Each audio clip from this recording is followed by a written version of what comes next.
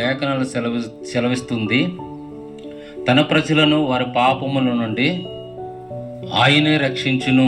ఇదిగో ఇప్పుడే మిక్కిలి అనుకూలమైన సమయము, ఇదే రక్షణ దినము అని ఈ మాట ఆయన తెలియజేస్తున్నాడు. ఏమిటంటే, ఇదిగో దేవుడు లోకమును ఎంతో ప్రేమించెను, శాశ్వతమైన ప్రేమతో నేను నిన్ను ప్రేమిస్తున్నాను అని తెలియజేస్తున్నాడు.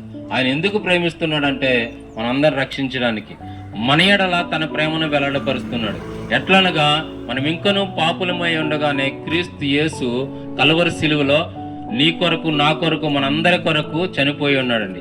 ఆయన చనిపోవడమే కాదు, సమాధి చేయబడి 3వ దినమున మృత్యుంజయుడై తిరిగి లేచిన ఏకైక దేవుడు ప్రభువైన యేసుక్రీస్తు వారు.